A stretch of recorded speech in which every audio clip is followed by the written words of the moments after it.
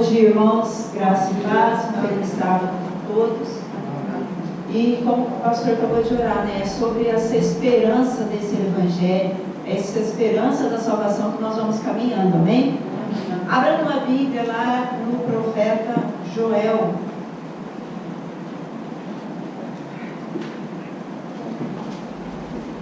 O profeta Joel, ele tem uma mensagem. O livro dele fala muito sobre arrependimento. E essa mensagem é para o nosso tempo. É para nós que estamos vivendo aqui. E Joel, ele viu ali naquele tempo uma grande destruição no povo de Deus ali. Houve alguma destruição nas lavouras. Então foi um período muito difícil ali para os judeus naquele momento. Então Deus levanta esse homem para trazer uma mensagem para o povo. Joel, nós vamos ler alguns versículos. Então agora nós primeiro vamos ler o capítulo 2. No capítulo 2, no verso 1 diz assim: tocai a trombeta em Sião, e tocai o alarme no meu santo monte. Tremam todos os habitantes da terra, porque o dia do Senhor vem e está próximo. E nós sabemos que o dia do Senhor vem.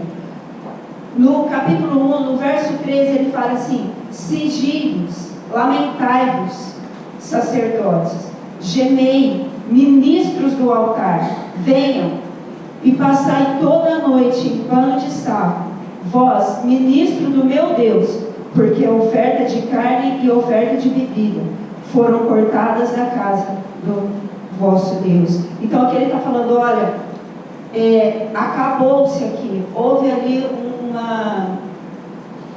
uma falta de alimento. Então ele disse, olha, houve essa falta de alimento, só que hoje eu estou chamando vocês, cinjam-se, sacerdotes, ministros do Senhor. E o Senhor nos chamou para sermos uma igreja de sacerdotes, sermos uma igreja de profetas.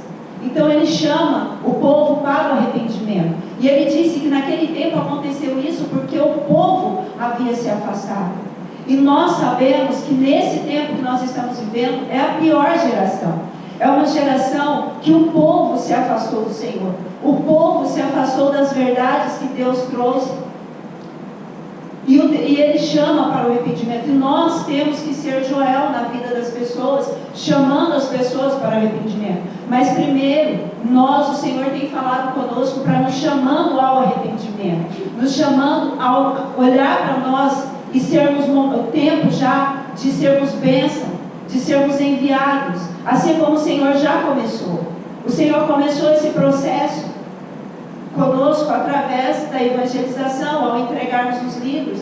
Eu creio que aqui cada um teve uma experiência ao entregar os livros. Eu creio que cada um foi fortalecido e alimentado por essas experiências. Só que o Senhor, Ele disse, olha, só o começo, ainda tem muito mais ainda pela frente. E Ele diz, agora é tempo de vocês estarem preparados.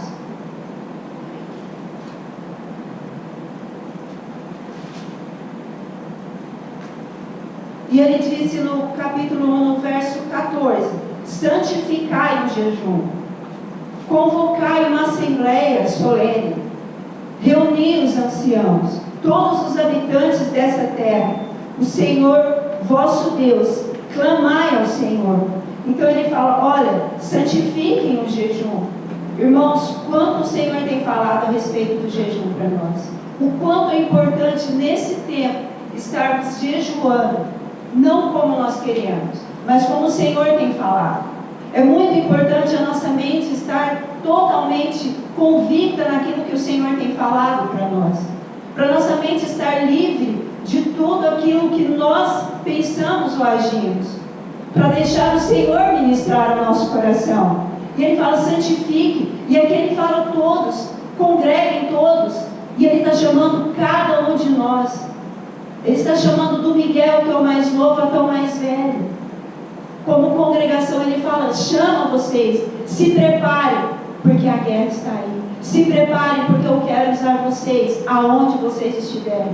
no trabalho, na família, num ponto de ônibus, na fila de um banco, em qualquer lugar. Ele vai nos usar. Mas ele diz, olha, primeiro vocês se santifiquem, busquem. Quanto tempo faz que o Senhor tem falado para nós a respeito da santificação? Ele tem dito, busque a santificação. E no verso 15 do capítulo 1 ele continua. Ai do dia, porque o dia do Senhor está perto. E é como uma destruição do Todo-Poderoso virá. Então ele diz o seguinte, olha, o tempo chegou, o dia da destruição chegou. E aqui o Senhor, ele nos deu toda a verdade, para quê? Para podermos levar essa verdade. E o que o Senhor tem nos chamado a pregar, já, acho que uns 3 anos já, principalmente na festa do Peão, as 3 últimas evangelizações que tivemos a respeito da festa do Peão, falando a respeito do sábado, porque nós sabemos que o sábado vai ser a divisão, é a água divisória entre aqueles que são de Deus e aqueles que não são. Então nós precisamos falar do sábado, nós precisamos viver realmente o sábado e saber que esse dia é um dia especial, é um dia separado, porque esse dia não é qualquer dia, não é o domingo, não é a sexta, mas é o sábado. Então nós precisamos declarar, porque aqueles que não guardarem o sábado, porque não têm a consciência de um Criador, eles serão destruídos no dia do Senhor. E esse dia, irmãos, está muito perto, muito próximo. E cada dia nós vemos o quanto o Senhor está próximo à vinda dele. E o Senhor tem nos chamado. E aqui no capítulo 2, no verso 12, ele vai dizer o seguinte: portanto, agora diz o Senhor, convertei-vos a mim de todo o vosso coração. De novo vai falar, e com jejum, e com choro, e com pranto. Irmãos, tem havido pranto, tem havido choro nas nossas orações, nos nossos clamores, mas orações vindas, geradas pelo Espírito de Cristo, e não orações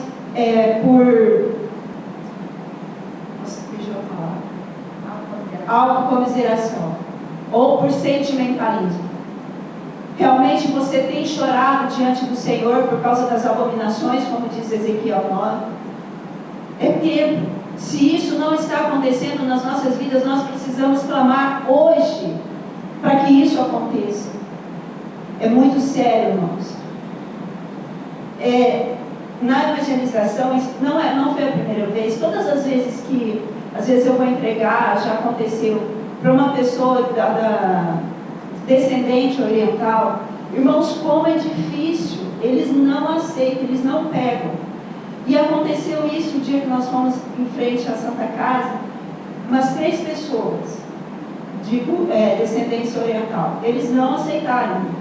E até eu comentei com a pastora, eu falei, nossa, como eles são difíceis, eles não pegam. E eu pensando nisso, na quinta-feira, sabe o que o Senhor fez? Eu falei, Senhor, por quê? O Senhor falou, então, começa a orar por eles. Você começa a orar pelos orientais, porque eles precisam muito de oração.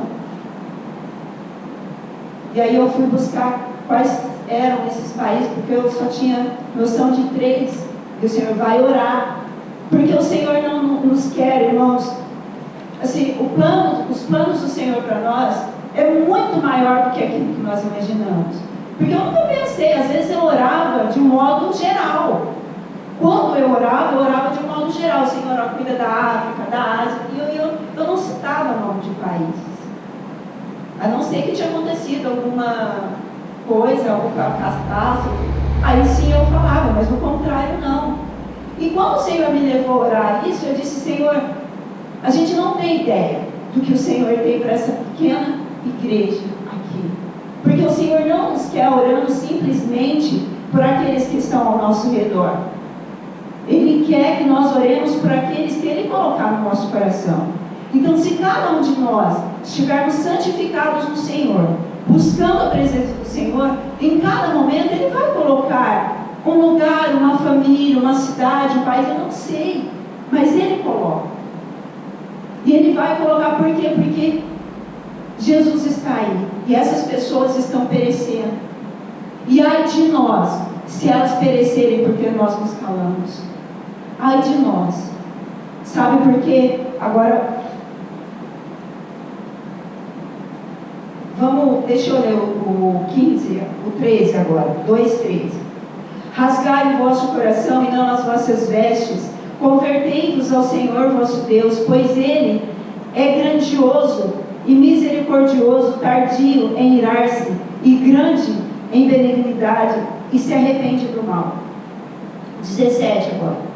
Chorai, sacerdotes, ministros do Senhor, entre o alpendre e o altar, e digam: poupa teu povo, ó Senhor, e não os entregue a presença do opróbrio, para que o gentio o governe.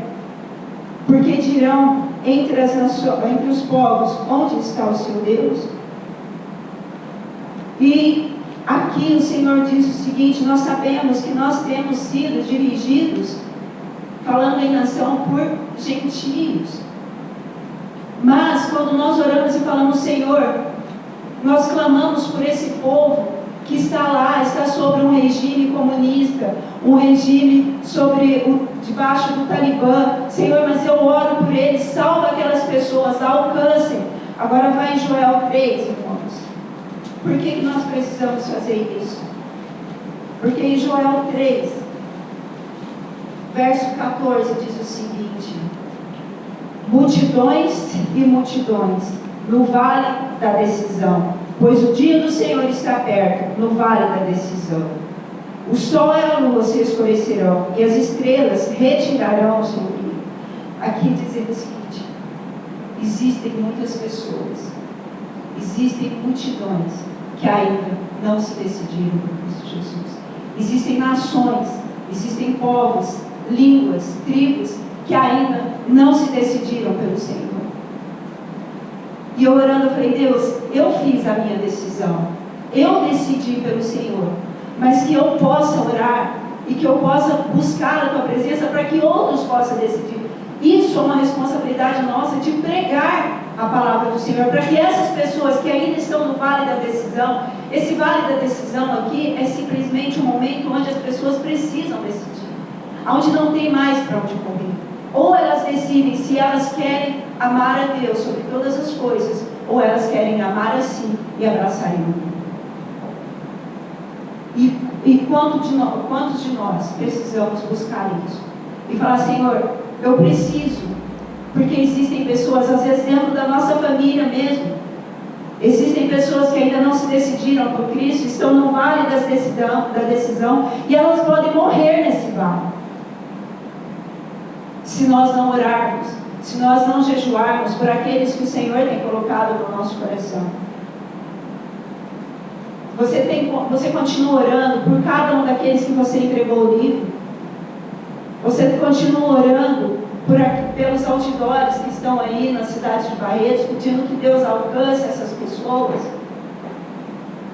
É tempo de orarmos, é tempo de estarmos preparados, darmos testemunhos da nossa vida, para que outras pessoas sejam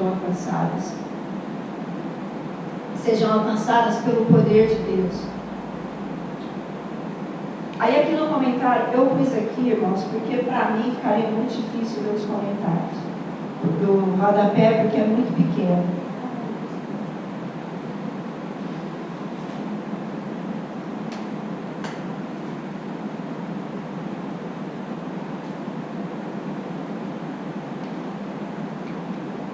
Diz assim: o nosso dever é ajudar aos que se decidem. Enquanto alguns estão no vale da decisão, os anjos estão unidos, os verdadeiros e fiéis servos de Cristo, para ajudar essas pessoas necessitadas. Então, nesse tempo, o Senhor está unindo aqueles que são dele, para poder ajudar e auxiliar aqueles que ainda não se decidiram. Se os anjos houvessem ocupado o lugar dos homens na proclamação do Evangelho, não haveria regiões deixadas na escuridão e na sombra da morte.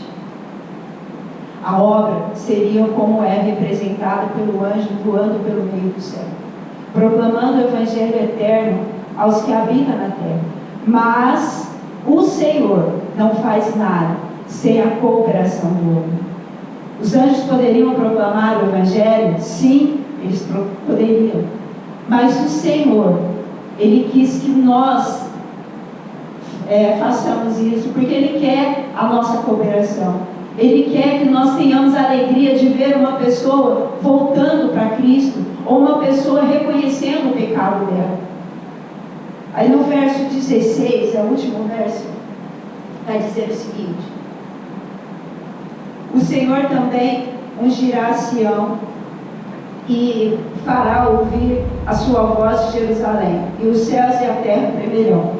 Mas o Senhor será a presença do seu povo e a força dos filhos de Israel. Amém? Então, mesmo que aconteça as coisas lá fora, o Senhor é a nossa força. O Senhor, Ele se faz presente, Ele é a nossa esperança. Então, Ele tem se feito presente nas nossas vidas. A esperança em meio à tempestade. Quantos aqui, principalmente essa semana, se viu no meio de uma tempestade? Ou então, quantas pessoas ao nosso redor se viram desesperadas pelos resultados das eleições? E quantas pessoas até hoje estão desesperadas? Porque não tem essa esperança. E em meio à tempestade nós temos que crer e mostrar para elas também que Jesus Cristo é a esperança.